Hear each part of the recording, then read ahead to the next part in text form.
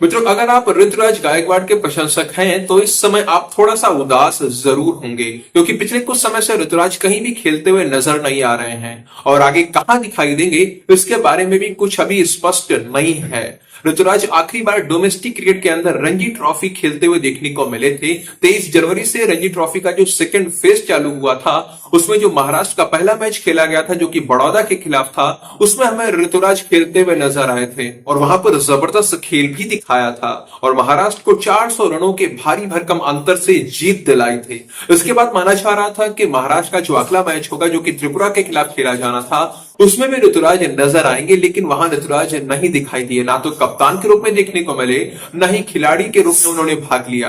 कहा यह गया कि उनका जन्मदिन था, इसीलिए वो अपना जन्मदिन मनाने के लिए छुट्टी पर चले गए और महाराष्ट्र के सामने त्रिपुरा जैसी छोटी टीम थी तो उनका रुकना भी इतना जरूरी नहीं था। महाराष्ट्र वाले अकेले ही जीत सकते थे, उनके बिना भी जीत सकते थे, लेकिन ऋतुराज के जाने से हुआ ये कि महाराष्ट्र वाले त्रिपुरा जैसी छोटी टीम के सामने भी नहीं जीत पाए, वो मैच ड्रॉ हो गया। ऋतुराज के प्रशंसकों के मन में जो सबसे बड़ा सवाल है वो यही है कि ऋतुराज आखिर अब दोबारा कहां खेलते हुए नजर आएंगे। तो मित्रों, अभी के लिए अगर हम डोमेस्टिक क्रिकेट की तरफ देखें तो वहां रणजी ट्रॉफी का खेल चल रहा है, नॉकआउट्स मुकाबले खेले जा रहे हैं और महाराष्ट्र की टीम ग्रुप स्टेजेस से ही बाहर हो गई थी, तो यहां तो ऋतुराज खेलते हुए नहीं दिखेंगे और ये रणजी ट्रॉफी का खेल 26 फरवरी तक चलेगा, मतलब कि 26 को इसका फाइनल खेला जाना शुरू किया जाएगा।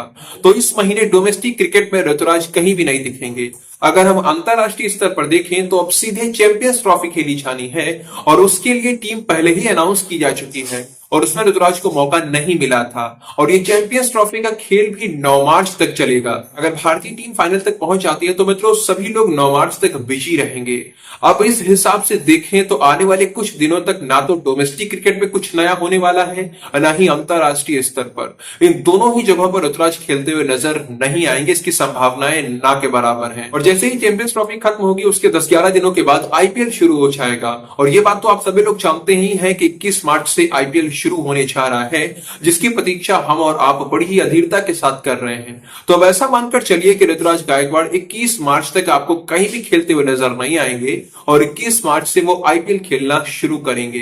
तो अभी लगभग 1 महीने से ज्यादा का समय बचा हुआ है जहां ऋतुराज हमें खेलते हुए देखने को नहीं मिलेंगे। तो अभी लगभग 1 महीने से ज्यादा का समय है ऋतुराज को खेलते हुए देखने के लिए। अब मैं तो यही चाहूंगा कि ऋतुराज पूरी ताकत के साथ आईपीएल की तैयारियों में लग जाएं, प्रैक्टिस करके अपने आप को इतना सक्षम बना ले कि जब वो 21 मार्च से आईपीएल में प्रवेश करें तो चारों तरफ केवल उनकी ही बल्लेबाजी की चर्चा हो। आईपीएल के बाद भारतीय टीम की जो भी पहली सीरीज हो वहां ऋतुराज को शामिल किए बिना टीम बनाई ही ना जा सके और भारत की टीम में शामिल होना तो अलग बात है, यहां ऋतुराज के लिए चेन्नई सुपर किंग्स की कप्तानी बजाय रखना ही सबसे पहला लक्ष्य होगा, क्योंकि 2024 के आईपीएल में ऋतुराज गायकवाड़ को जब कप्तानी मिली उन्होंने जो भी किया वो जबरदस्त था। टीम में अच्छे गेंदबाजों के चोटिल होने के बाद भी अच्छे तरीके से टीम का नेतृत्व करते हुए वो आखिरी मैच तक चेन्नई को फाइट में बनाए रखने में सफल हो पाए। 14 में से 7 मैचेस सीएसके जीत गई थी। ऋतुराज का व्यक्तिगत प्रदर्शन भी जबरदस्त रहा था, वो सेकंड हाईएस्ट रन स्कोरर बनकर सामने आए थे, लेकिन इसके बाद भी ऋतुराज की आलोचना करने वालों ने कहा था कि ऋतुराज की कप्तानी अच्छी नहीं है, उन्हें अगले सीजन में कप्तानी से हटा देना चाहिए। बहुत से लोग तो यह अनुमान लगाकर बैठे हुए थे कि धोनी 24 की आईपीएल के बाद संन्यास ले लेंगे, फिर ऋतुराज का समर्थन करने वाला कोई नहीं होगा और 25 में आराम से कोई नया कप्तान बना दिया जाएगा। लेकिन ये सारी बातें उल्टी पड़ गई। महेंद्र सिंह धोनी ने कोई संन्यास नहीं लिया, वो 25 का आईपीएल जरूर खेल रहे हैं और ऋतुराज ही 25 के आईपीएल में भी कप्तानी करते हुए नजर आएंगे। अब अपने आलोचकों का मुंह बंद करने के लिए ऋतुराज गायकवाड़ के लिए बहुत जरूरी है कि वो 25 के आईपीएल में और बड़ा धमाका करें। उन्हें 25 के आईपीएल में ट्रॉफी जीतकर चेन्नई सुपर किंग्स के नाम करनी पड़ेगी। उन्हें महेंद्र सिंह